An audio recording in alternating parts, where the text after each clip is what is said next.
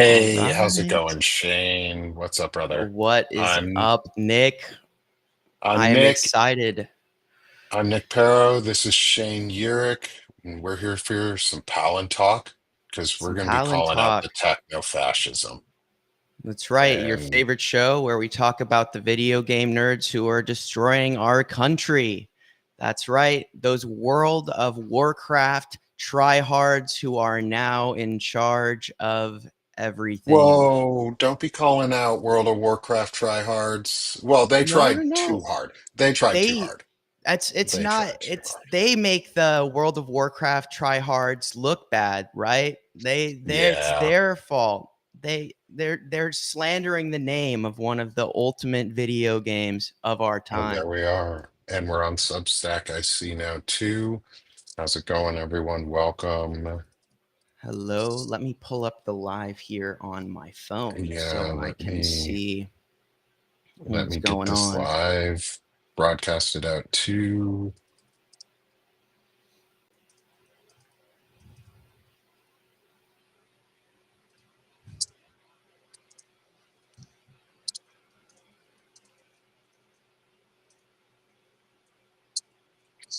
All right, let's do that.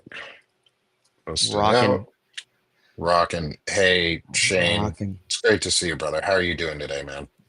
I'm great. It is good to see you, Nick. It is good to be here back every Monday for our second Palin Talk. And there's a lot going on in the world right now. There's a lot of techno fascism out there, and we're here to talk about it. So hopefully, you guys will talk about it more too, right? That's the goal.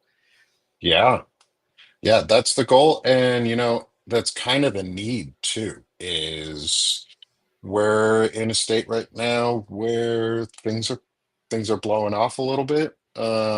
Things are going faster than anticipated by some metrics and some people. I Yeah, was pretty sure it was going to be rather rapid because of technological paces and growth and where we're at as a society. Um, and I agree. Honestly, I am. I mean, like I knew it was gonna happen. We knew it was gonna happen, but it's going very quickly.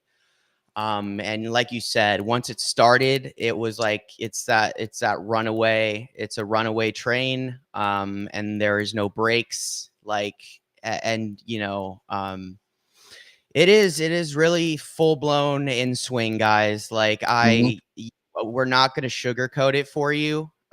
This is as bad and as horrible as we anticipated, and there's a even lot of it's things.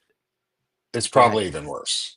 Yeah, It's yeah. even worse than what we were going to anticipate. And to be honest, we're gonna be we're gonna see it get worse really fast, really Yeah, rapidly. yeah. Um, and so let's talk about some of the news of the day a little bit before we get into the Palin talk itself, because it does relate. It does It relate. it does. DC. So Yeah, we've all been hearing more than likely the reporting that's coming out of DC right now. Um, Aaron Parnas was talking about it and has been talking about it. He lives in the area. Others are also talking about it. Is there's a huge crackdown on homelessness that right. just happened, which Shane and I were talking about before the show, is a little bit sort of like a beta test for a game pre-release, as others might know it as, like where you get to Yep, go in and you get to find the bugs in the system yep, and work out the kinks on how to do it the the right way, or in this case, the really, really wrong way. Because fascism is wrong, um, yeah, and what they're about to do right. is really, really wrong. Um, but they're perfecting it. They're using this as test cases. And DC right now, they're cracking down on homelessness, as well as at the same time, Trump has federalized the DC police, as far as I know, and is working to do some federalized National Guard work in there, which they've already test cased in California. Weren't terribly successful. They were and weren't. because they were able to stay. The thing is, DC doesn't have statehood. DC doesn't have the same protections and guarantees and rights and leadership responsibilities from a governor because they don't have a governor. When shit goes down, Trump is the governor. The president becomes Right. the ruler of the town. So there, he has a lot of power in DC, and I think we're about to see it get wielded in a really, really terrible way. And a lot of what's going to happen is that's going to be the testing grounds for Palantir, for the new DHS services, to identify how quickly they can round up homeless people, who they can identify as what groups within those homeless people, and separate them into special little bucketings and say, oh, look, we found these evil people, and somehow it's just racial profiling. And it's going to be a lot of veterans who are scooped up. But a lot of me monologuing on this, but news of the day is DC is a test case. Shane, I want to get your opinion on this because this is, to me, is where Palantir is really going to Yeah. affect Um, going to to do. your point, right? And I agree. We kind of said this before. It's the beta test, right? They tested the federalization of the National Guard in LA. Hey, can I get away with it? Newsom sued, and he lost, right? So that was a big deal. We really lost on that. They okayed it. Um, and what we're seeing is, this is the compounding effect of all of these losses over time. And, at this point in the Third Reich, Hitler had it all, right? Like, we've been slower. Like, it took him 42 days. We're well past 42 days. So, Well, so um, let's be honest. Like, let's use it proportionally. Hitler, they're faster. If you want to look at it from a proportional, like in an actual like it's definitely smaller, breakdown of right? size, Germany was a much smaller. Germany Much was much smaller. easier. Is the size of one of our states. Like Yeah. the country of Germany is smaller than Texas. Like they were Yeah. able to consolidate power very quickly because it's a much easier place to do in a smaller area. The US is rather massive. Yeah, And I also, like that you said that because to your point, I would say we're proportionally on time yep, with the there we go. pattern. There we go. So Yeah. we are absolutely on time, and we've seen all of these things, and that executive order on homelessness that came out, the executive order with AI. All of it is coming together, right? This big tapestry that they have been weaving. And this, I think, is also the escalation we said is they started with immigrants. Okay. But a lot of homeless people are United States citizens. Okay. And that's I think, an important distinction here is that now they have made it okay to grab up a citizen without due process. That's what they're setting up here. Right. And when they removed the emphasis on rehoming, right, getting homes for homeless, and changed that to mental health and drug abuse, it basically all they have to say is this dude looks like he's strung out on drugs. We're supposed to put him in a facility. Oh crap, we don't have enough beds. You're going to prison. That's what they've set up. And now what they can do, like to your point with Palantir and AI and all of these systems, they're tapped into these cameras. These people can't run. They're going to get a ping. They see them pushing their shopping cart. They see them setting up on the side of the street. These systems, they have, I'm trying to remember the word, but basically they have like triggers. So they'll be able to build in bias. And if they see certain things, they will alert DHS or law enforcement.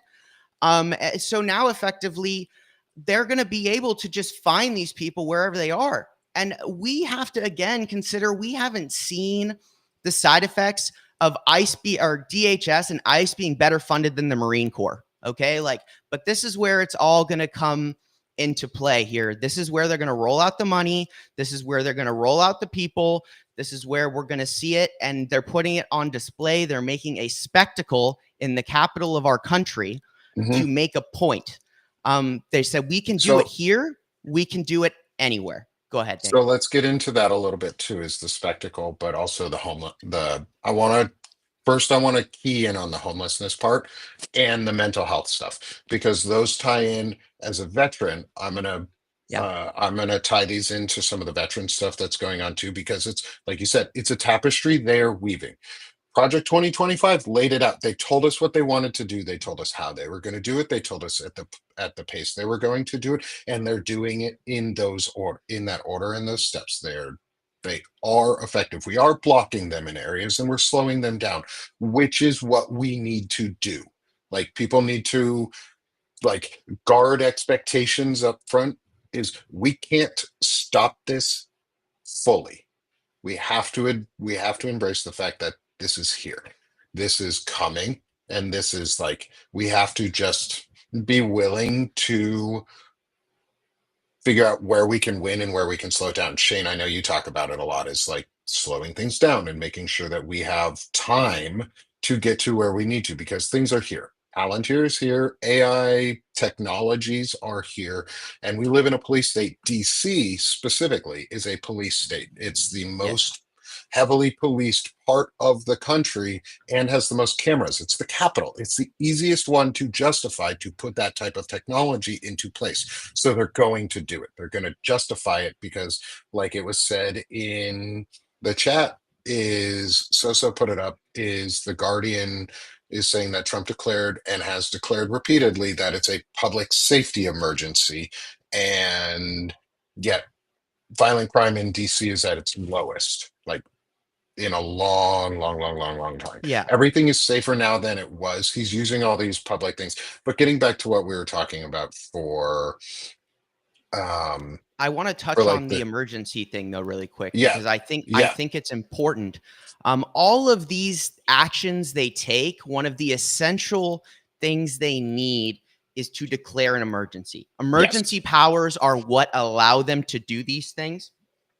Nothing They happened rely on in them. DC. Nothing's happened in DC. Nothing new has changed. But also, what I want to think about, and this is the tangential thing I thought about, if you have DHS and ICE and these military in Washington, D.C., you know how easy it would be for them to just start grabbing Democratic Congress members out of the Capitol?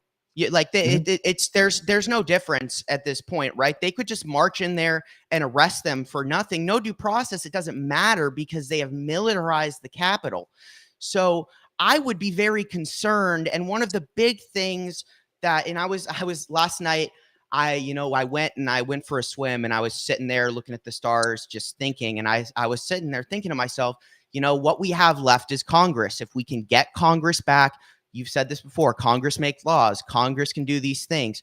What scares me the most about this is that it places Congress in a position where they can effectively take total control of Congress. They can arrest these people because who is going to stop them when ICE, and it's going to be primarily ICE, the National Guard is there, but ICE is 100% loyal to our techno-fascist cult friends. They are the private police. They are the Gestapo of America, and they have no interest in the actual rule of law.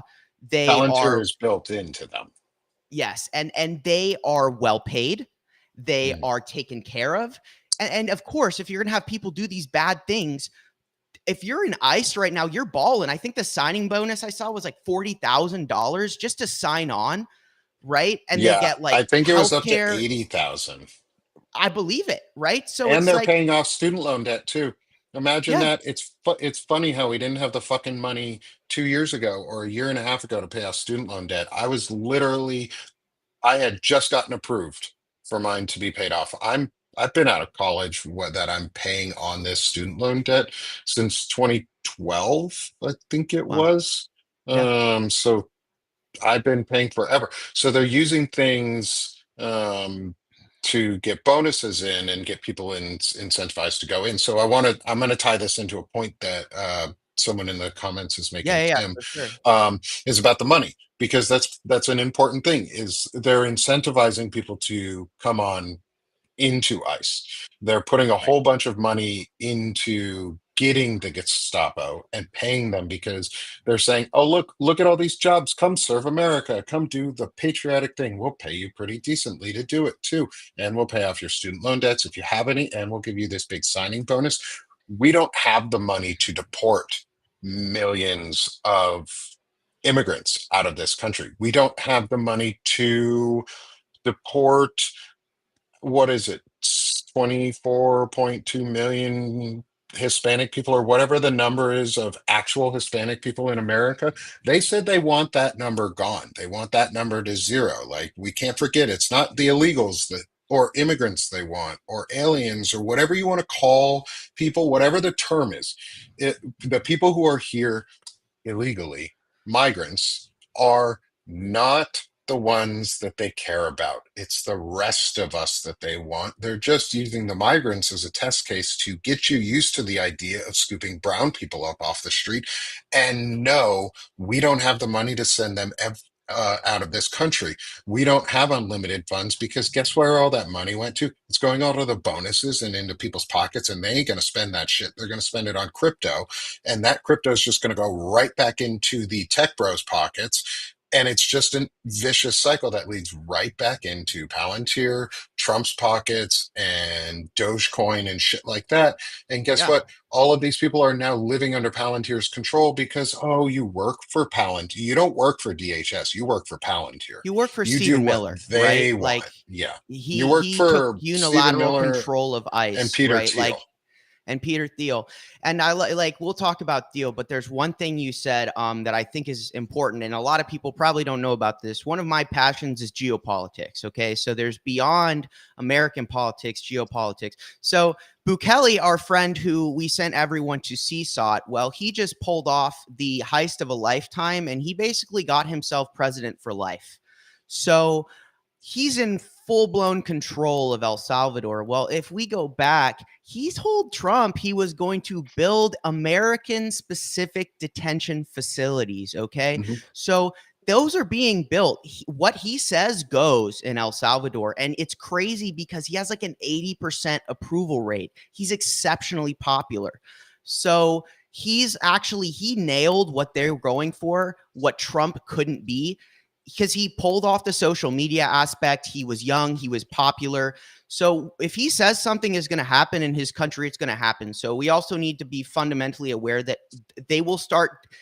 They might not have the money to deport all these people everywhere, but I guarantee you that they will flush out a way to funnel people out of this country into El Salvador, because Bukele said he'd do it, and he just cemented his power for probably the next 50, 60 years. So that's Yeah. something that just happened, right? And these are things, it all ties in geopolitically, right?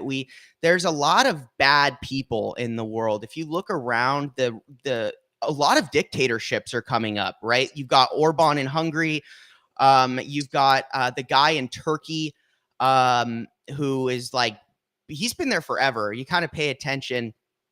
He's been there forever. So there's a lot of it's just everywhere, and there's a lot of people that are going to be receptive to this kind of stuff, and they have a lot of allies geopolitically. Like democracy in general is on the back foot right now globally. Hmm. It is not an American specific issue, and the destabilization of America has put democracy as a whole in jeopardy because we are that stabilizing force. So there's a lot like beyond us outside of our Yeah. country, and it's all going to play in. And Palantir is a international company. It's going to help every single person who aligns with those goals.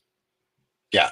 And the thing with companies like Palantir is they don't care about which side wins. They just want power. They don't Right. care. They don't care if the fascists in America win or the democracy in Canada wins in the long run. As long as those countries buy their tech and use their system, the Palantir wins. The thing that we're going to need to see is um, which countries are not going to use Palantir or are going to work in data privacy and data protection laws and personhood protection laws. Like, what is it, Denmark that just did that? One of the Nordic countries, there's a Nordic country, it may have been Denmark, or I'll look it up while we're talking though, is one of the countries in the EU just made it their like national right for data ownership. Like that Right. means Palantir can't come in and own your data and steal your data without your permission. We don't have those things because we don't have the No. parent, like the And adults in there's like, charge right now. yeah. And if you want to look that up, I'll kind of take the ball from Yeah.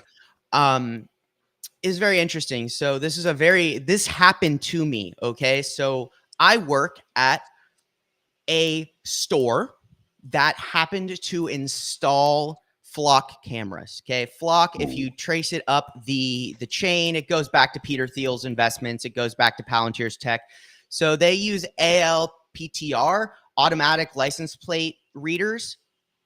Well, so it's crazily enough, California is one of the only states where we have a law that says if a company is going to install surveillance, employees need to be provided 14 days of written notice.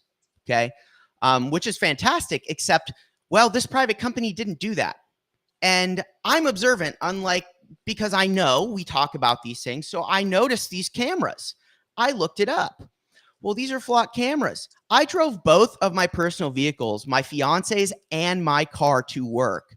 So now that data, it's gone. So they already have that on me. That means everywhere I drive either of my cars, it is being logged into a database that is now tracking my movements and my whereabouts. So I actually have no anonymity. Like I can't leave like my house without a guarantee that I am not being surveilled. And a big part of these a AL automatic ALPT ALP ALPRs. That's what I'm trying to get. ALPRs is that it builds a geo map on your patterns. So it makes a timestamp every time you pass. It's not just putting your information in a database, it builds a time map of your whereabouts, your locations. So imagine now that I am somehow flagged, they finally find justification for me, even if I run away to Delaware.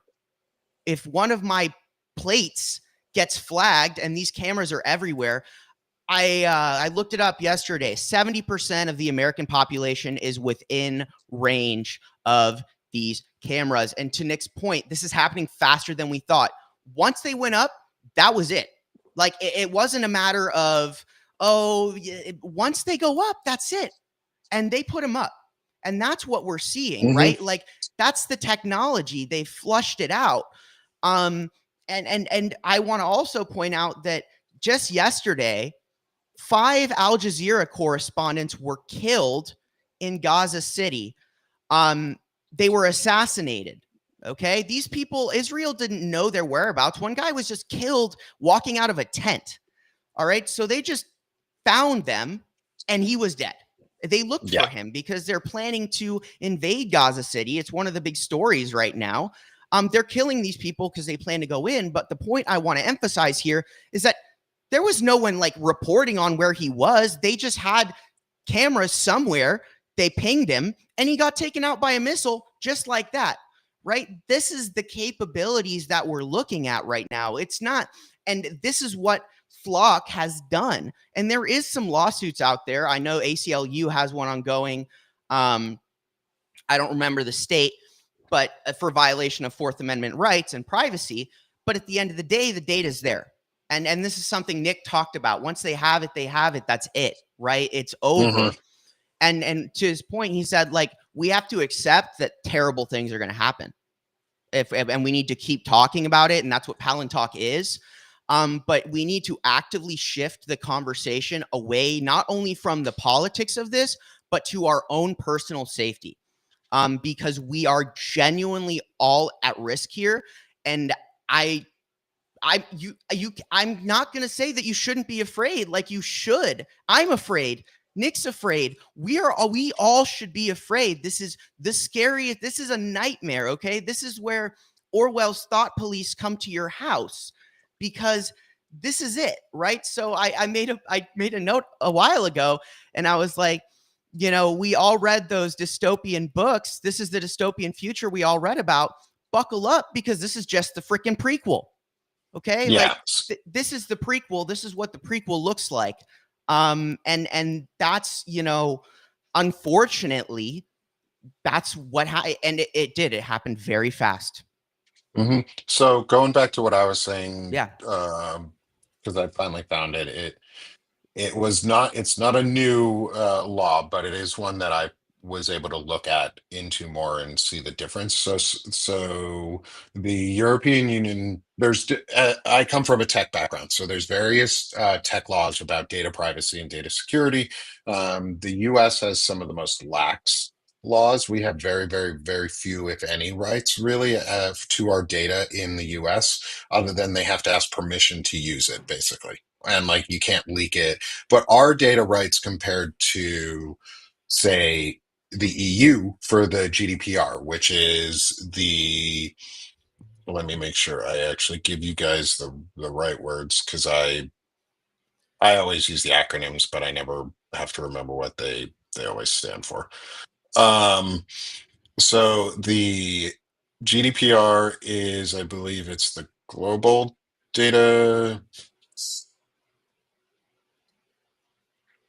a general data protection regulation. I mean, it's a European law, European Union focused law that protects your data for personal and PII information, so personal identifying information, and your rights to like how they can be accessed, what permissions you give people. But inherently, when you sign up for most companies, you give them almost all permissions to your data because most people don't read all the fine print. We don't care. It's a lot of extra reading. You don't want to get stuck doing that. Terms of service, right? Like it's a joke. You're like, Uh-huh. oh, just agree, right? It's always been like Yep. a joke in our society, like, oh, just agree. Well, the thing is, like, we agreed so much, like they'd had all this stuff, and once they finally and that was the big thing about that executive order that they repealed with the AI. So Yeah, so for let me all get of there real freaking quick. Let me get Biden's there. go Let's ahead, get sorry, back to that. I'm going to interrupt you real quick. I want to go ahead. finish off on this last piece, and then we're going to get back because it does tie in to all of this. So Switzerland did something different. They added an extra layer of protection on in 2023, and it's now very much coming to play. It's the um, Jesus.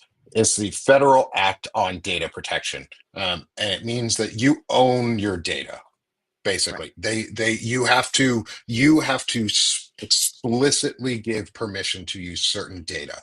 That's how it should be. We don't have those laws. So this goes into where we are is any law that we had or any protection that we had, like you're saying, that Biden put into place, they're getting repealed. They don't want Right. them. They don't want any data protection laws or around these. They want to loosen up the regulations on banking and finance. They want to make Did you it see the easier. 401k? He signed an executive order yesterday that I'm about basically to take all my money out of they 401ks. incentivized the investment of 401ks out of like mutual funds and effectively into crypto and Of private course they companies. did. So now basically I said this yesterday because I did a live and I called it basically tackling today, where we went to Mhm. Routers and Al Jazeera and we just went Yeah. through the headlines and we talked. I was like, this is my gut. And I saw that and I was like, I knew they were eventually going to come for our 401ks, right? Like they hmm want to take everything.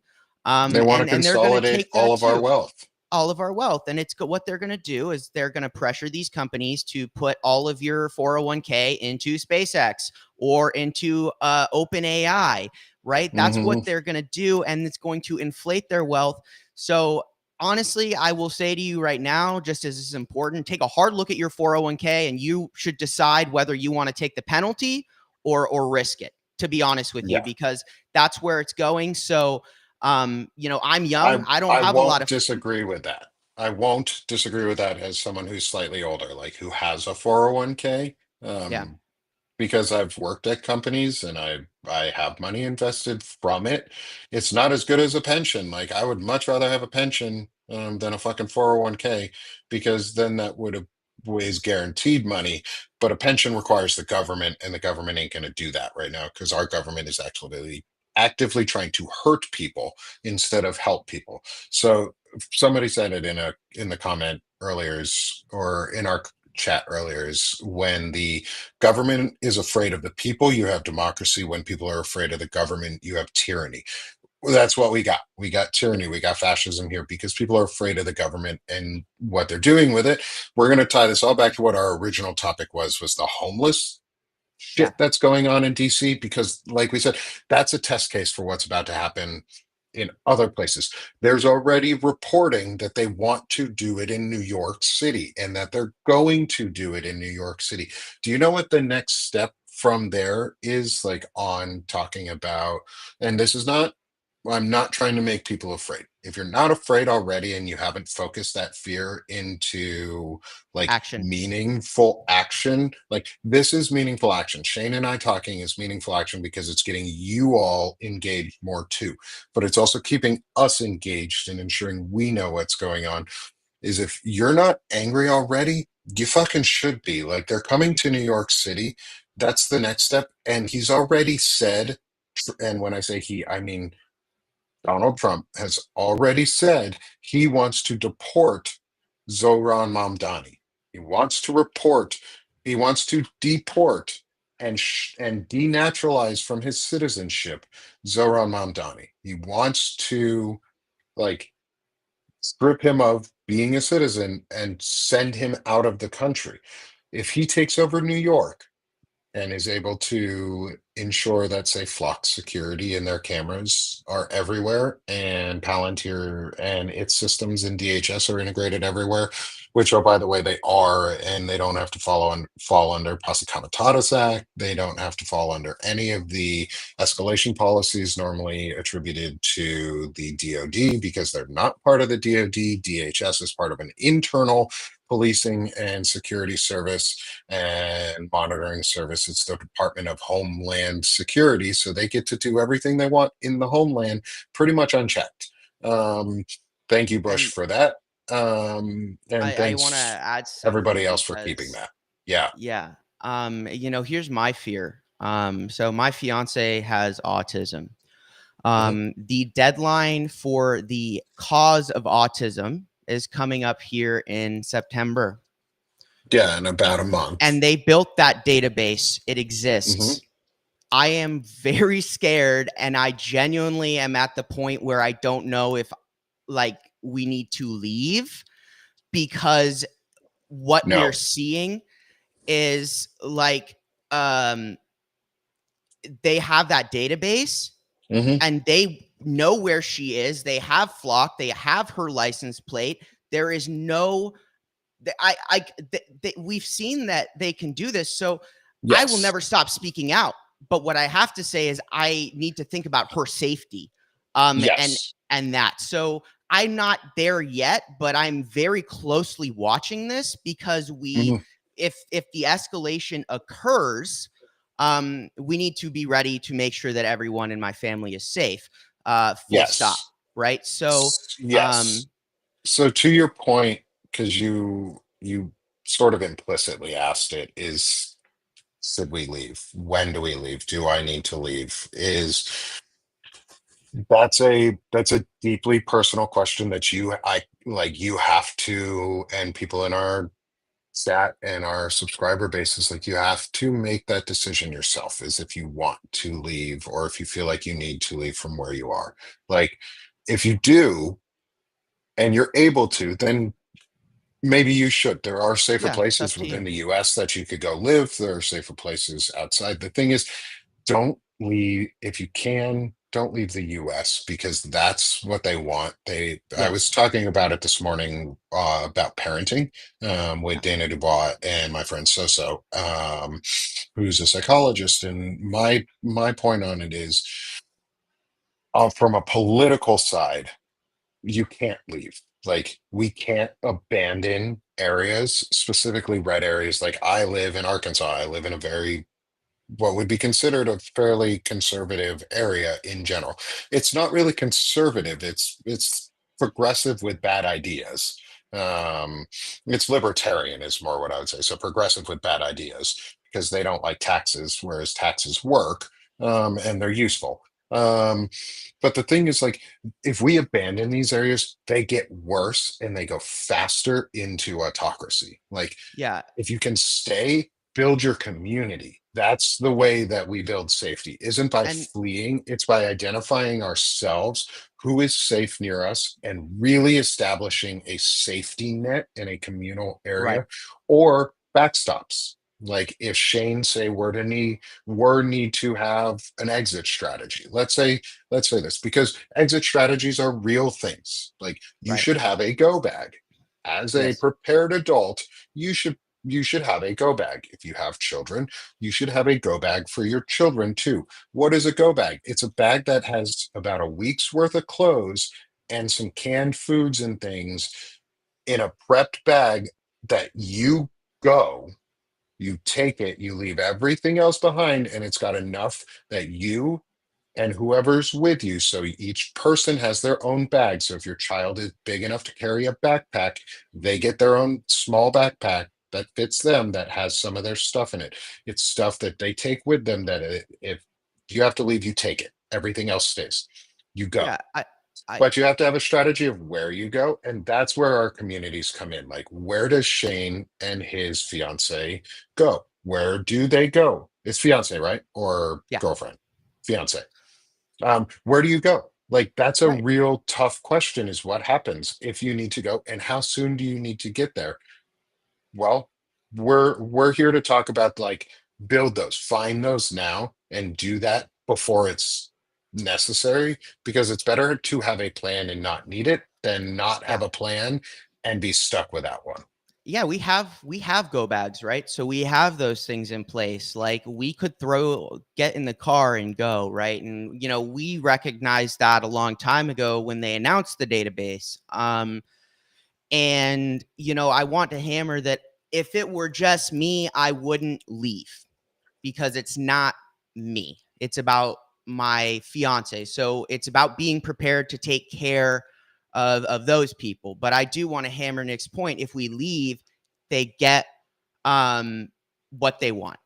They Mhm. get what they want. They want people who are against this to run away and not stand in the way of fascism. And we can't do that. Um, and that's the last resort. But it's important, like all of us now, to understand that there might be a last resort, and that as our community, we might need to have a plan as a community to take care of each other outside of the norms that we would expect. There's a Yes. couple things that I think, in the spirit of mass surveillance, that we can do, and I've thought about this. Um, Number one, if you go out in public, start wearing a mask, right? They've got facial recognition software. One, it's symbolic. If they see you wearing a mask going out, it's kind of a symbol of unity. It means you understand. It means and it shows that you're not going to just give them your face like that. Um, I think that's something that is important. Like after seeing these cameras, like unfortunately, like I think I'm going to start wearing a mask in public. It might not fix everything, but it will certainly help. It'll certainly help make their lives harder, right? And that's what it's all about. It's about us finding simple acts of resistance. I say this all the time. Start using cash. They're tracking your bank statements, they're tracking your cards. Go take out $100 of cash. And when you go to the gas station, pay for your gas in cash. If you're going to get a drink, pay for it in cash, right? Because then they can't link your gas stop to your they're going to aggregate every single thing. So anything you can do to throw a wrench in that system, compiling your whereabouts and your data, you need to start doing for your own safety, right? And that's where there's things we can do, because all of this is built on a system of compliance. They're counting on us to want to tap because we've been trained to have zero patience at all. Mhm. And if you tap, it's easier. You don't want to carry around cash. There is very, very, very simple ways that actually make this much harder for them. And it's because we've been trained for years under the guise of ease to embrace these things that are very trackable and very easy. for them to all integrate. And I do think that with crypto and all of this, I do, and I think they are trying to phase out cash. Why? Because it's untraceable, and it's always been untraceable. That's one of the great things about cash. It's a sense of privacy. Are you all good over there, Nick? No, give me that. I'm disconnected. Okay, I hear you. Oh, there we go. Okay, so Bluetooth went yeah, all a wire. that's all. It's all good. But yeah, Nick, what do you kind of think about that? Like, what are your thoughts on those things I just shared? Yeah, I think no, I think it's a good idea in terms of like minimizing your footprint in a tech world. It's really hard. That's really what you're trying to do right now. And it's not anti-tech. Like I Mm-hmm. love tech. I love the technology I Yes. have. I love the simplicity of things that have come out of it, but it's minimizing your extraneous tech impact, like what else they can collect from you without your knowledge or participation or acceptance. Like wearing a mask, like Shane said, simple act of defiance, but and rebellion, but also a simple way of saying, no, you can't track exactly everything about me. Maybe you can get parts of my facial data, but you can't get the whole, and you can't get it at all times. Things like, yeah, paying for gas in cash, or even just paying for the little things extra from gas. Like only let them know that you bought gas at a grocery store instead of food. Like that's a small piece of metadata that just can be disappeared. I also shared a link in the chat, which was for a site called Delete Me, Yes. where they go around and they basically do a web scrape, um, and they delete as much of your personal and PII and identifying information or other things that are out on the internet. It can be, from what I know, it's not cheap. No. It but it's worth it, is from what Yeah. I've heard. There are discounts that are available. I don't have any. I don't make any money from them. I'm too small of a channel to do things like that. But I know Midas Touch does. I think the Legal AF folks do. So if they still have any discounts available, see if you can try and find those. Yeah. Because Delete Me helps. It gets your data off the internet, and it shrinks your footprint. And that's really what you want to try and do in a time when in Big Brother, like Shane picked it up in the very beginning. It's all the books and the movies that we watched growing up about 1984, Fahrenheit 451. We get into The pleasure to RoboCop, burn. um, Judge Dredd, or the new Dredd movie, or even Elysium. Like we've talked about Elysium Yeah. before, is that's really what I think is their goal. It's not about, it's about separating themselves from us in a very tangible way, not just with wealth, but with actual separation of distance between us. Is they don't want to be anywhere near the pores, and we're all the pores that upset them, and they don't give a fuck what happens to us in the end. Um, but in this time right now, it's about minimizing your footprint, because that also slows them down. It's Yes. minimizing your footprint on things that you don't want out there, and it's maximizing your footprint on things you do. Like I maximize my footprint on the internet right now in a way that I never have before. Like I'm out here, I've like my show has picked up tons of followers really fast because I'm just putting myself out here. I'm making myself visible and getting myself out there so others see me, because I'd rather my footprint be something that I make and choose to put out there rather than what they make. And that way, when it comes time, if they ever come knocking at my door, I can go, meh, too bad. This vet says no. This vet's footprint is out there, and is exactly what I'm talking about. And I'm going to push back in every way I can Yeah. against these people because it's And we're wrong. It's white men, destructive. right? That's really Yeah. important to state that as well. Is we are white Hmm. men. We are the hardest people for them to attack, right? They're gonna go, and it's important that if you're a white man right now, a cis white man, you got to step up. You got to, because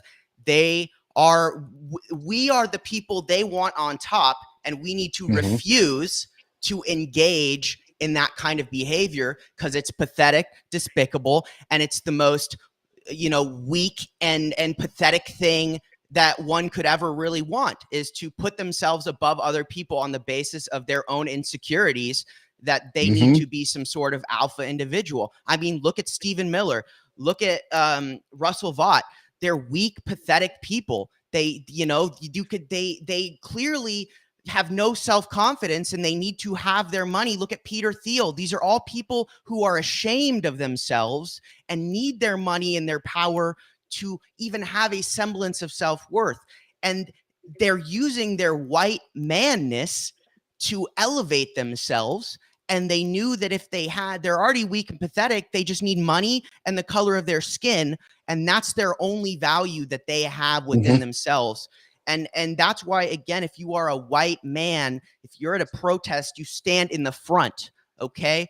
That's what it is we have an obligation as citizens of this country, as white men who believe in freedom, liberty, privacy, and the Constitution, to do what is right. Because if we don't, they will take everyone else and leave us. And that is not a world that I am willing to live in. I don't believe in that. And you shouldn't either. If you're an American, that is not what it means to be American. Especially, I'm going to build on that even more, especially because the Constitution was framed and built for white men, for rich white men to take advantage of. So if you're two of those three things, if you're white and a man, you got two of the three things the Constitution was going for, which means you're already ahead of 98% of the population base. Like you're ahead of everybody else except for one other group, which is if you're white, male, and a veteran, you better be fucking standing up and saying something. Yeah. If you're a veteran, we talk about leading from the front and service after service. Well, lead. Fucking stand up and say something. If you are a veteran and you are white and you are a man and you are not talking about how all of this is anti-constitutional, not unconstitutional, it's anti-constitutional. And I'm going to change the way we talk about this. And I want to ask your opinion on this because you studied words and meaning and what they mean to use certain words. And I want to see what your thoughts are on why I'm saying anti versus unconstitutional, because unconstitutional means that you are within the bounds and framework of the Constitution and you're trying to bend it. You're trying to, within the guardrails, in a sense, all unconstitutional acts at least are within the bounds of the Constitution is the framework we're working off of. Anti-constitutional means you're doing to destroy. You're destroying it. You don't want the Constitution. You don't think of it as a framework that's useful, so you're gone beyond it. And you've moved past it and you don't think it's a key element. And if you ask Republicans who are very MAGA, they think the Constitution is in the way. And so they're anti-constitutionalists. So I want to get your opinion on that before I go on. I think one, you really did a really good job of framing that. Two, I think it gives us a good in back to the core of Palantalk, which is, what is the Dark Enlightenment? Right? The Dark Enlightenment, the neo-reactionary movement, okay? These are the guys, is Curtis Yarvin. It's all built around the idea that democracy sucks. They hate it. It doesn't work, and everyone should be managed like a business. Everyone should be treated like an employee, that the corporate CEOs should rule the country, and the world is for profit, and people are a resource. Okay, so when we are talking, the Constitution is built, one of the core things, habeas corpus, right? It's control of your body, yourself. And the neo-reactionary movement is anti-constitutional. When you say, to your point, something is it means it goes against, but it's going against. Going against something does not mean that it is per se destroying it. It's maybe going against the grain of what it means, but the neo-reactionary movement is anti-constitutional. It is an entirely different form of governance. It is a world of slavery. It is slavery. It is a caste system. And words It's matter. neo-feudalism. Words matter. It's a caste system. You have the poors. They want to be lords and they want you to be a serf. That is anti-constitutional because you can't have slaves. We amended the Constitution so that you can't have slaves, and they want them back. That is anti-constitutional. It is entirely in opposition of the Constitution. And this is one of those things where I saw a video. And do you know who Adam Mockler is? He's a young guy. He's on. Mm-hmm. Yeah. So I think he's great. Well, this was a couple weeks ago, but he went on CNN and they had him talking to Kevin O'Leary. And Kevin O'Leary was just freaking, he's a Shark Tank idiot, another pathetic, weak white man who uses his money to inflate his ego. But he was kept going, and Adam Mockler is pushing back on him. But CNN puts these people there. And one of the people on the panel that was pro-MAGA was an Asian woman. Okay. And she's a talking head spouting this crap. And I talked about this yesterday. It's about minimizing your footprint. It's about minimizing control. If you want information, go to Al Jazeera, go to Reuters, go to Associated Press. Do not engage with corporate media. Go to BBC.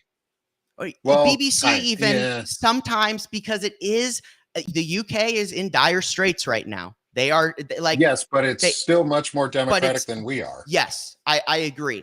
For a monarchy, it's much more democratic than we are. When you have 3 options that are wire networks, then I would, and they're great. They give you exactly what you need to know.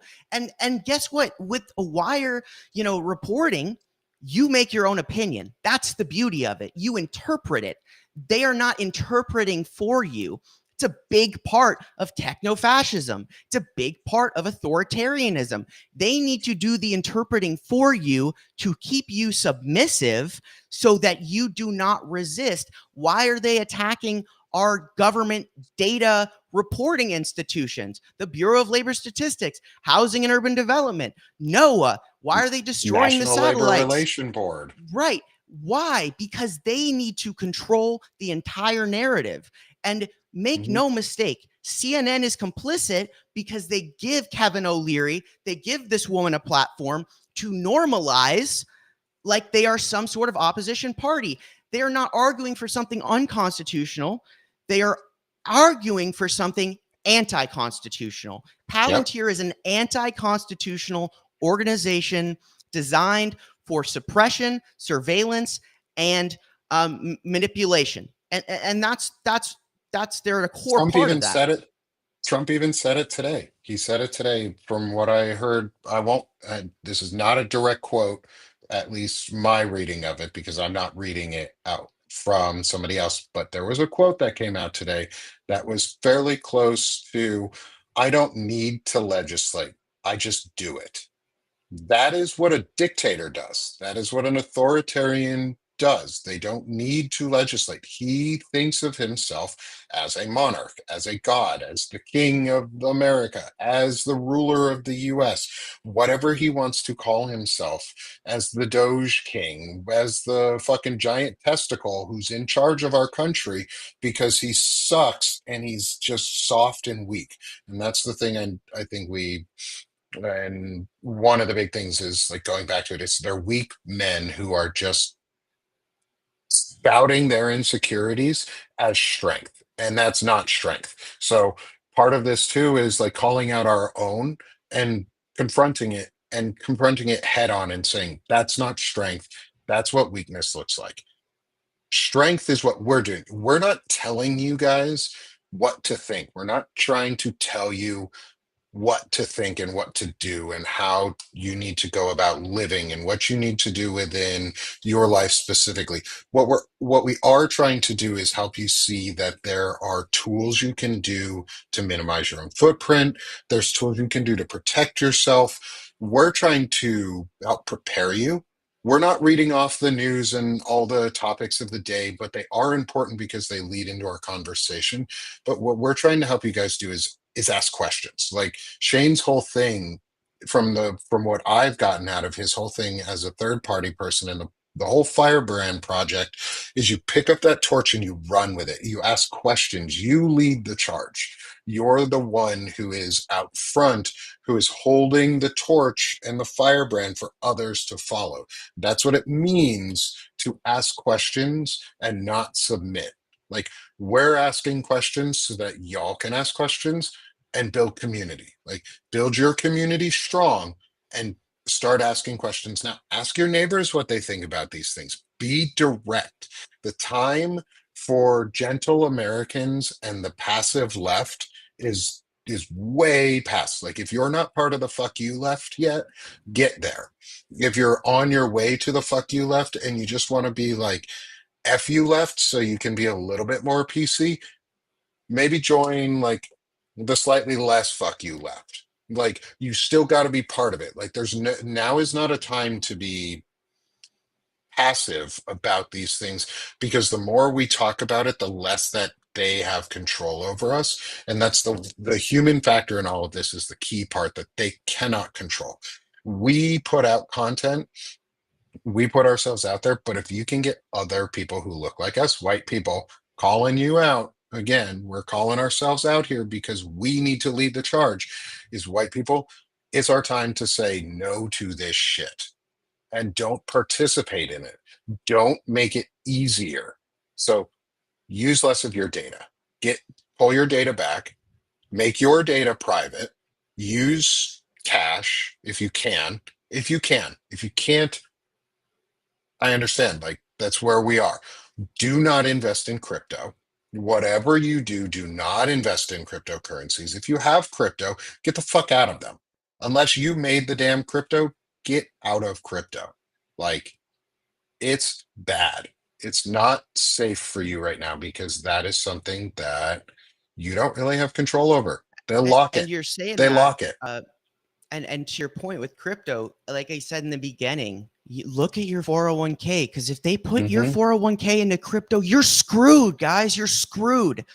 And it's Yeah. like they want to scare you, right? This is all part of it. Well, you'll get penalized if you take it out. Well, do you want to be penalized or have nothing? Right? Mhm. Like genuinely, like and you said something. There was that. I just want to throw that in there. But you talked about how the No, I Firebrand like Project is that. about asking questions. So I want to talk about one of my favorite things ever, and I'm sure you're familiar with the allegory of the cave.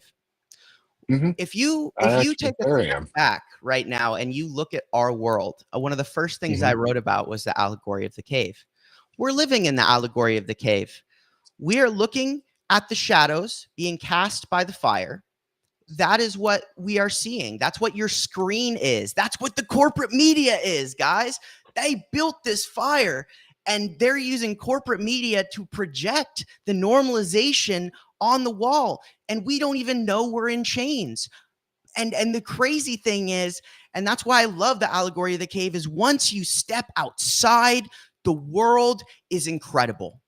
And the possibilities are endless, and you have Yes. no idea how little you have. We don't really appreciate the entire lack of economic mobility that we have, because they've told us that it's economic freedom. That's the shadow they've cast on the wall, is that debt is wealth, is that taking out a mortgage to buy your home is success, that buying your car and making a payment every month is the smart thing to do. They've showed us the shadows, and we have embraced them, and we have not taken a moment to look at our shackles. That's what me and Nick are doing, and that is the Firebrand Project.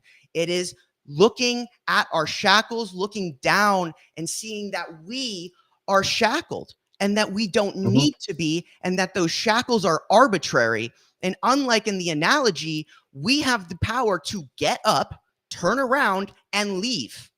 Like, it's that Yep. easy. It really is that easy, because the prison we're in is in our head.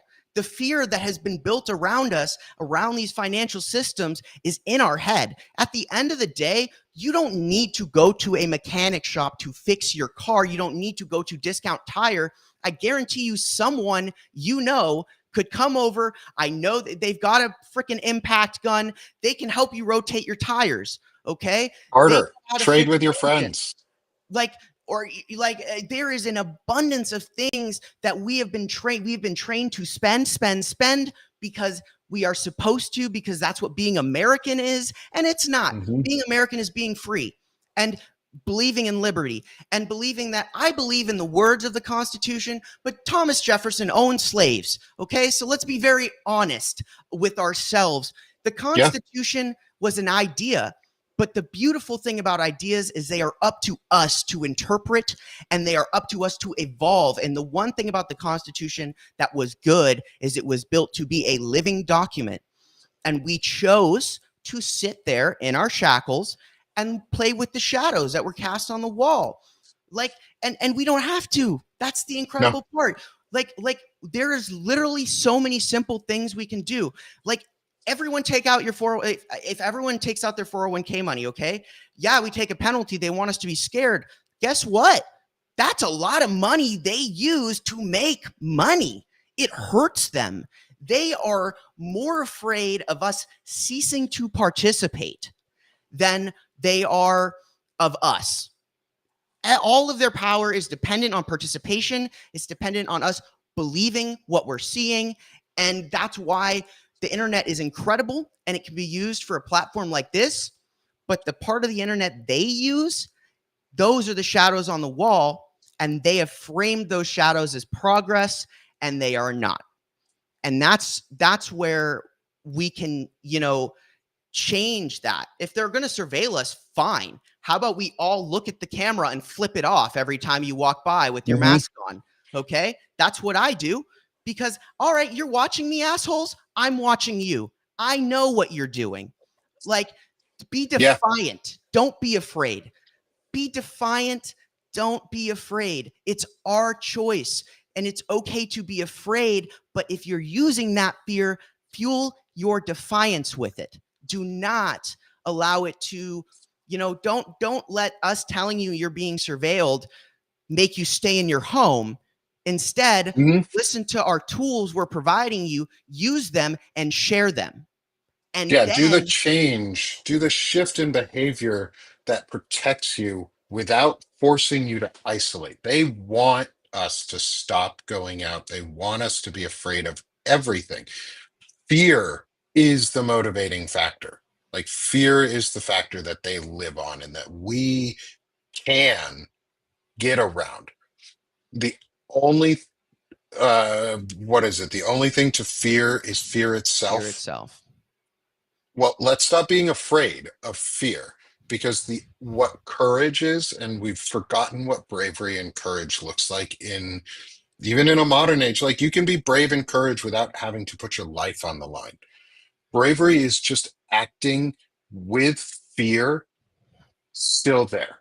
Bravery is just doing the thing that you know is right, even when you're afraid.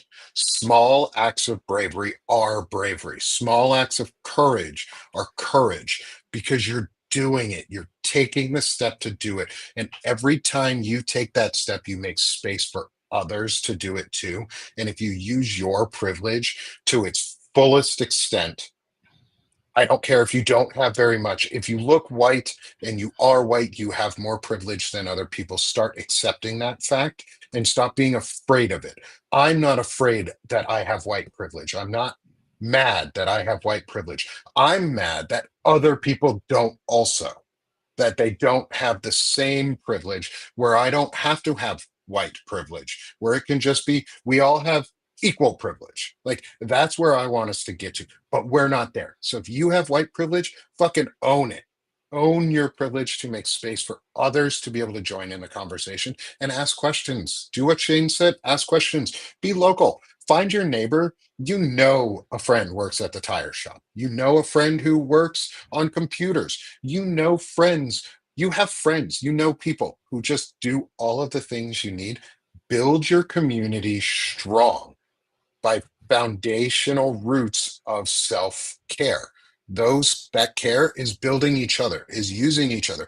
Barter with your friends. trade with your friends for new cool things. Like if they can fix your tires and you can fix a computer and they need help, well, fucking offer, hey, I know you're having this issue. Let me help you. Can you fix my car or do something like this? I know you've got the tools. And if you have the thing that you can bring to them to make it easy so that all they have to do is do the fix, that's a win, because then you build your community. You've given them something, they've given you something. Maybe you've made a new friend in the process, and maybe they were that MAGA neighbor who just needed a friend who reached out to them and was like, hey, man, I know you're struggling too. I'd like to help you out, brother. Like, just as an equal. Don't laud your privilege over people. Use it to equalize yourself with them. Yeah. I like that you said helping your MAGA friend, because I wrote a post the other day, and I do these brutally honest messages, right? That's my whole thing. Is I'm not I I like your have no brutally honest messages too. I'm not gonna go and sugarcoat it for you. Like when I write to you guys, like I'm just gonna give it to you straight, and it's how I see it, right? I'm shamelessly telling you it's how I see it. And what I wrote about recently, it's my most recent one. It's it's about reunion and the vertical war.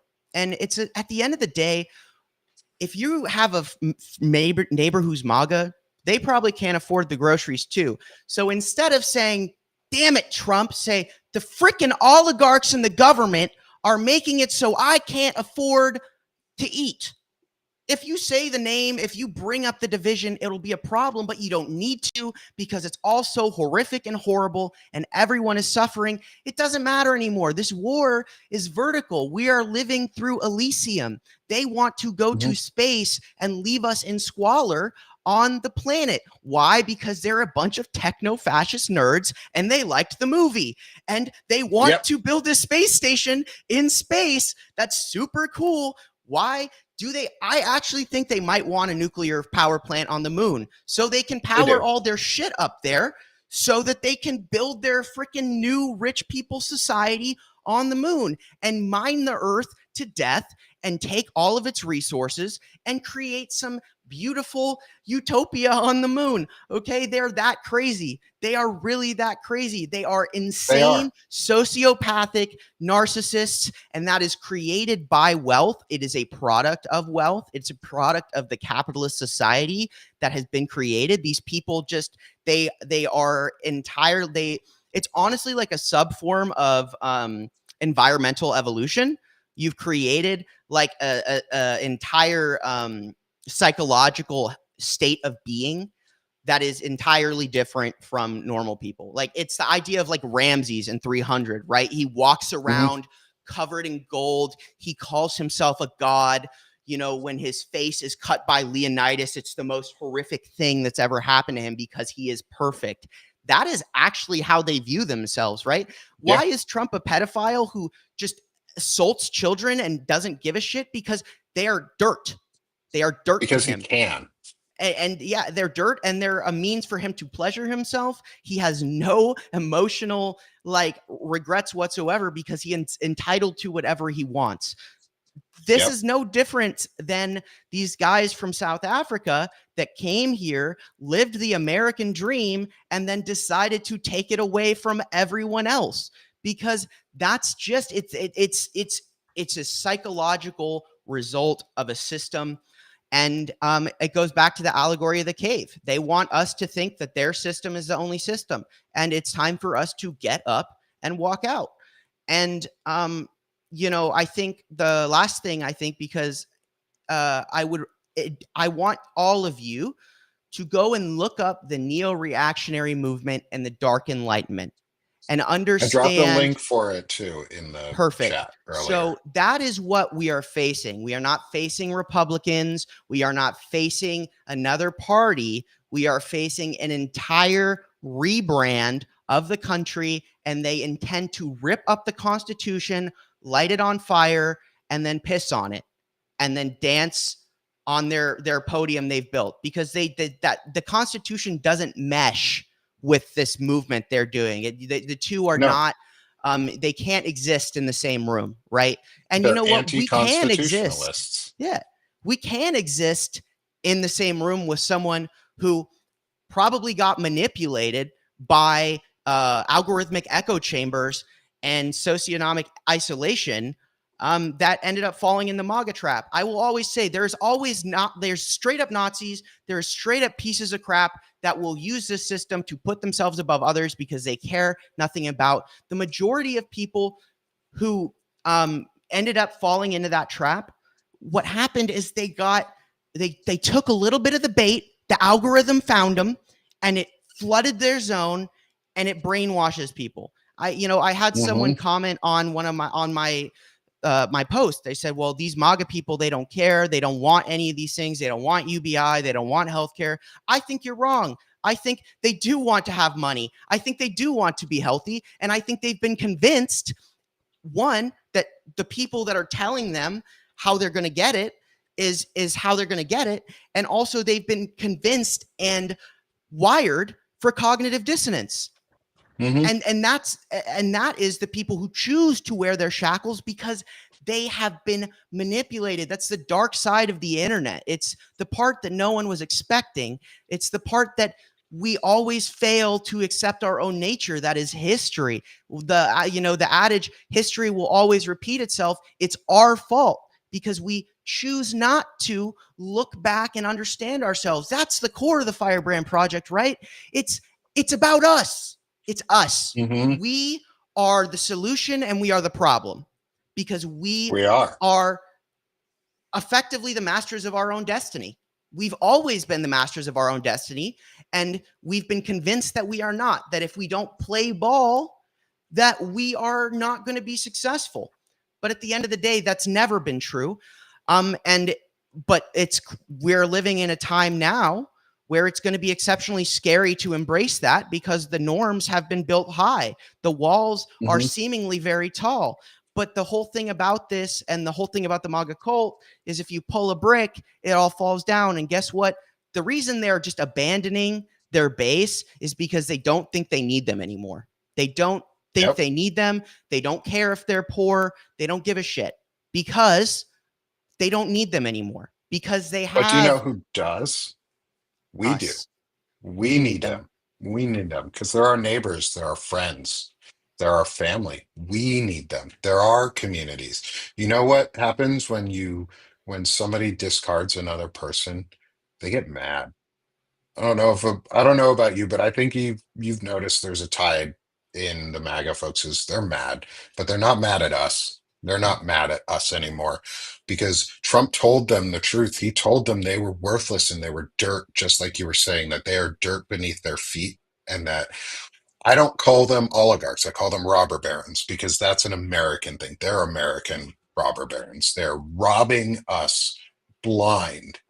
And that's what the robber barons did. The one thing the robber barons did differently in their time previously was they actually built good things, like good works in the end. These people aren't right now. Like they're not doing good things. They're doing all evil because they don't have a positive intent. Whereas the robber barons at least had an American intent in mind and they had a framework they wanted to stay around, which was the Constitution. These people don't want that. And it leads to the idea of Elysium. And I'm going to wrap up our conversation on Palantalk because I'm going to do something really fun in the background when we do this shift. You were talking about Elysium and the idea of that separation, we keep bringing up this movie because we both seem to really like it, and it has a really good parallel movie. because it was a really good it's a great movie. It's a great movie, good. And it actually leads me to the question that I want to talk about for our space portion. So if you haven't been here yet for Palantalk, we always end it on we're now ending it on a slightly different note. We go from the techno-fascism to the techno without the fascism because Shane and I both are huge fans of space and we want to spread that joy too. And part of rebelling is spreading joy and spreading something different and not giving into the depression and the darkness. So we're going to talk about space and we're going to go boldly. Right? Let's leave. We're going to go boldly leave. into this new background.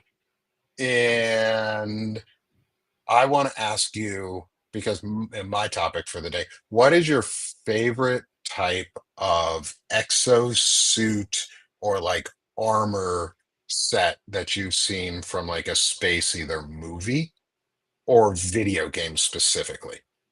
All right. Well, the I this is something about me. If you look over my shoulder, you're like, "What is that?" Okay. Well, I am a huge fan of something called Warhammer. Okay, it takes place in the grim dark future, and it is basically the end of humanity, but it's all different now. It's basically like where we're going. It's kind of where we're going. Kinda. It's except it's like 40,000 years in the future, but there's something called Space Marines, and they're really rocking. They're 8 foot tall. They're huge. Their rifles shoot little missiles. And they've got these big old power packs on their back.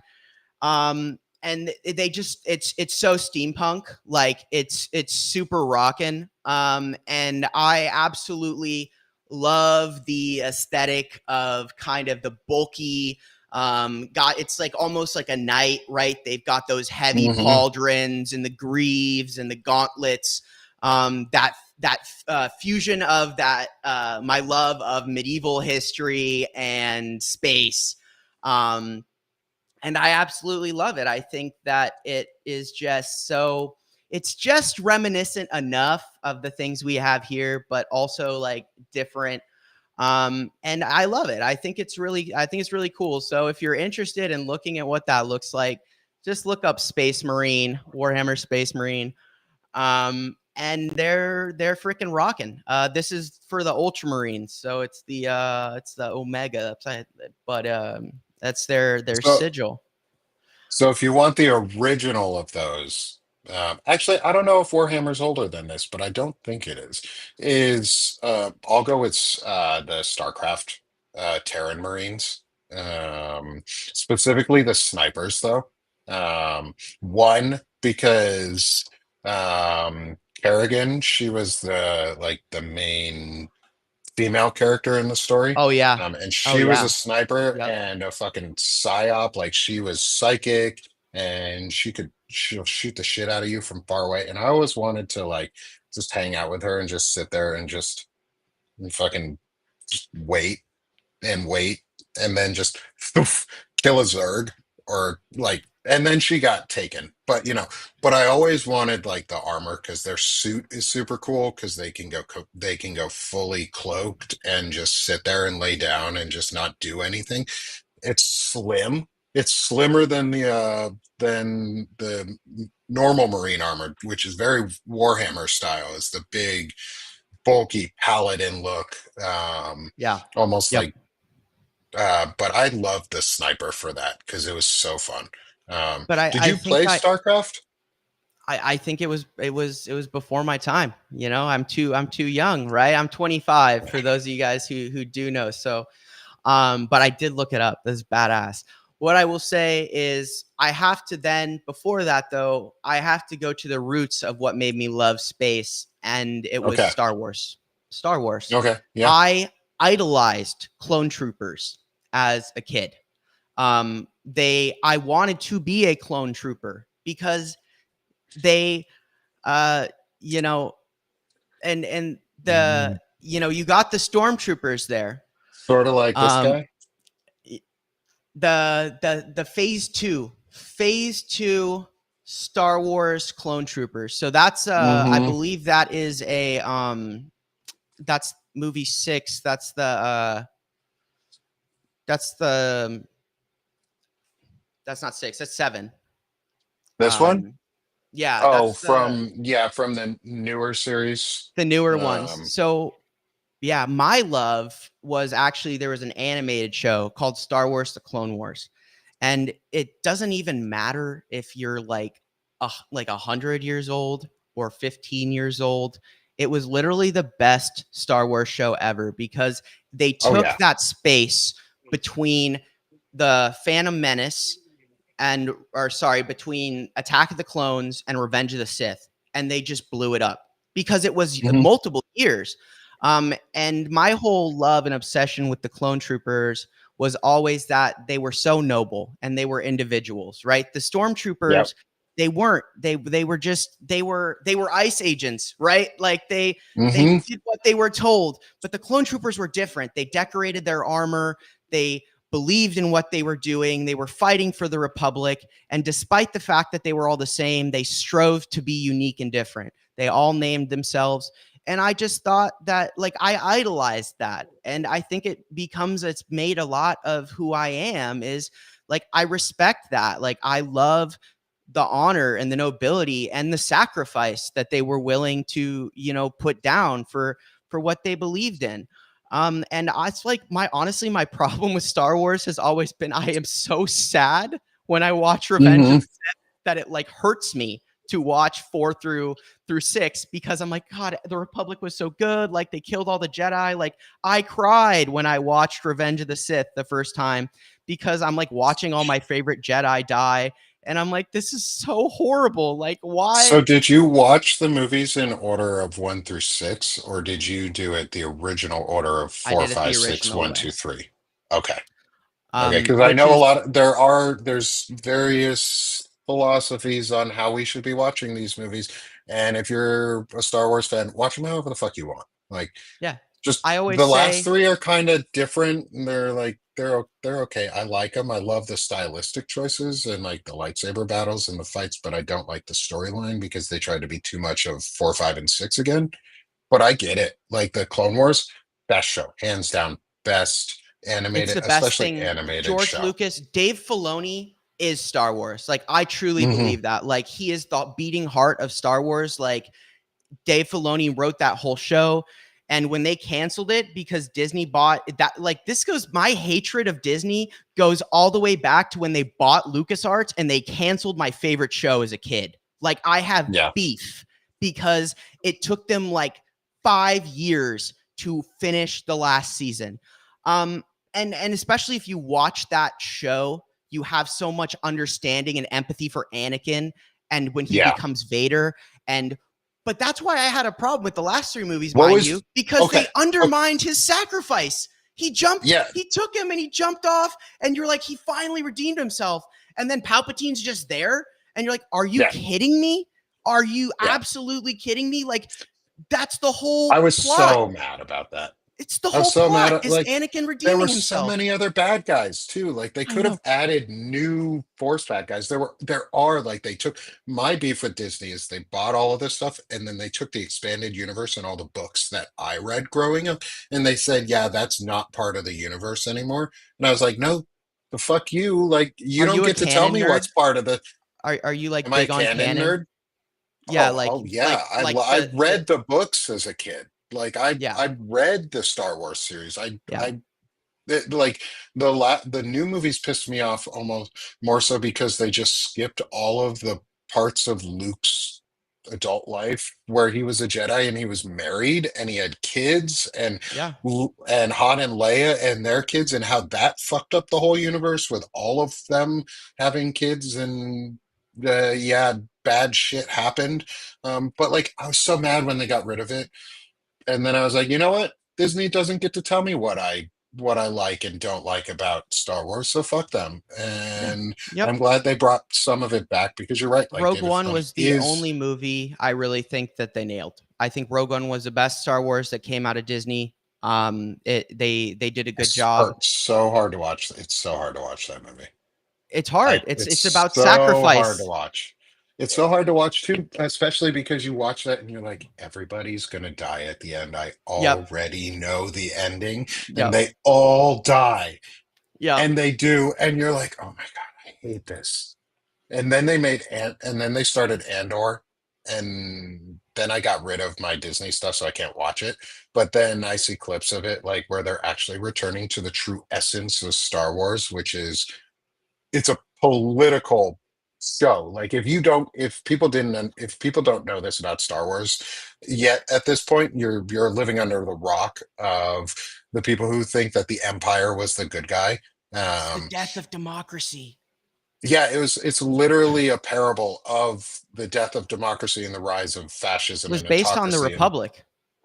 yeah, like we're seeing what the rise of the empire looked like. Um, and we don't want that. We can stop Palpatine. Like, we don't Yeah, have to we live can. We can through, stop Palpatine. I mean, they're like, just as he's just ugly. a, He's just as ugly yeah, as he Palpatine. looks like Palpatine after he did the Force lightning thing too, and he's like, ah, I love unlimited Mace Windu was my favorite power. Jedi. He was my favorite Jedi. Why? Because Hmm. he was different. And He the had a purple irony is fucking that lightsaber. he literally, I think it was what's the name of the guy? Samuel L. Jackson, right? Hmm. He was like, I want a different color lightsaber. That's the only reason Yeah, his lightsaber was purple. But yeah. people loved it. People loved it. Hmm. And I loved it. And when he died, I literally went and I like read every conspiracy theory on how he lived. And I just couldn't find one that was like, I'm like, he No, didn't live. And it just no, he sucked. didn't. But the original Star Wars The Clone Wars animations, not the Star Wars The Clone Wars TV show, but the first one, the 2000 and 2001, those are actually the best like representation, in my opinion, of like the Clone Wars as a whole. They just nailed it, right? But I guess like I like what you said about Star Wars being, it's a story. And I like how you mentioned the books. And I like one thing I want to say is you don't have your Disney anymore. Guys, you know, Hmm. unsubscribe from all of it, and Yeah, read a book.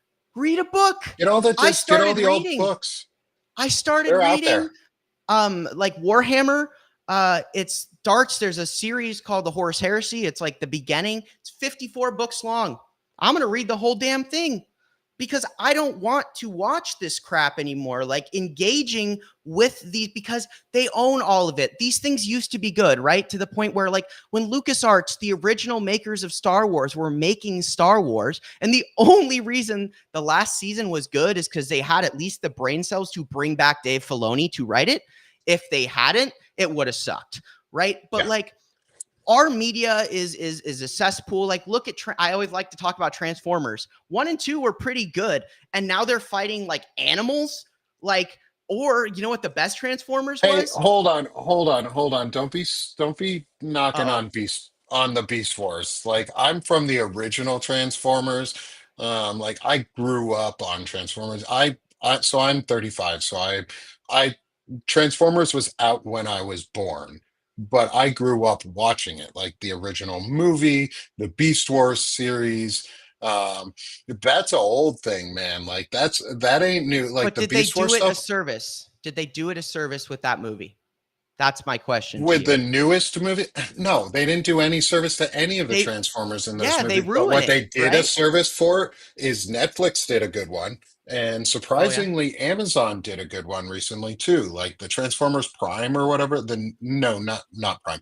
Whatever the newest Transformers series movies that just came out, they've been digging into like the lore behind the creation of like the newest movie that just came out was the lore behind the creation of the Sparks, where they they went from being poor, subjugated um, peons like we are to having this spark of power, yeah. which created Optimus Prime and Megatron. It's super cool. Like those, I love. I love Transformers. So don't be knocking on the Beast Wars, bro. All right, all The right. but I will. the prime they didn't do them well in the movies, but at least they did a decent enough job that they were cool and they were Right. badass. Right. Like the whole like Transformers, or like I love Pacific Rim. The plot, Oh, I but love Pacific Rim. kaiju and Jaegers Heck punching yeah. each other in the ocean. I mean, come on. Who Who doesn't doesn't who want to doesn't see like that? that? Who doesn't? Right? And I guess like I love like all of these things, but like all these movies, we go back, movies used to like have a real message. Like there was always a Hmm. message behind the movie. And I think more and more like I stopped going to the movies because I'm like, what's the message? Like you're just like throw it, because they knew that they like know there's an algorithm to the human brain. If they throw enough explosions at you, you're just gonna be like, Yep. and they, Ooh. why did they move credits to the end of the movie? Why? Because they've been turning us into goldfish for like decades, guys. Like this is not like a new thing. And go back and like watch the old movies. Like like go back and watch these movies, because you'll see all of these parallels in a time when like America wasn't a fascist country, and like we believed and like we had some values like that, like fascism is bad and Nazis are bad. Like if you went and watched Inglorious Bastards right now, like you'd probably be like, oh, yikes, that's not good. You know, like I watched Who doesn't love punching a Nazi though? yeah, we all love punching Nazis, except the Nazis, right? But Yeah, but the they don't Nazis, like it.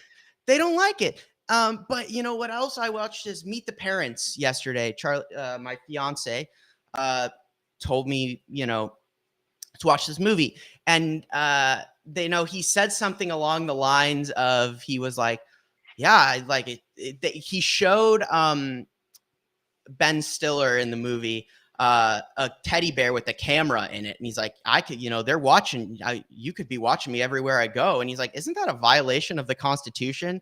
And I just was like, oh. So it was made in 2000. It's a movie from 2000, you know, and they drop Mhm. lines like that, and I'm like, oh my god, what has happened? Like, yes, like literally like that. And maybe that's a good end for Palantalk now that we hit that hour and a half Yeah, mark there. But you know, go watch some movies, some older movies, and you know, yeah. kind of see what it was like when they were had the right values going on, And we'll to a bring it degree. back to our Palin talk, to our background, to have our shift to close out the show. Is like Shane said, yeah, go back and read a book. Get off the TV, like read a book, even listen to an audiobook, listen to a podcast that you like. That's Go support metadata, the right? people. You watching that TV Hmm. show, that is metadata. They are looking at Yeah, that. and go support the people that you like and care about and what on the services. And I'll plug ourselves is come support us, like come support both of us. I know y'all Yeah, are already are in the chat. Like we appreciate everyone for being here. I know I really do. Shane and I got to know each other after a subscriber connected us. yeah, A mutual subscriber connected us, and she helped get us started on stuff like this. And it's awesome. And this is what we mean: is build your community, find new people, be willing to put yourself out there a little bit, and have some fun with it. Like bring yeah, joy back to all of this.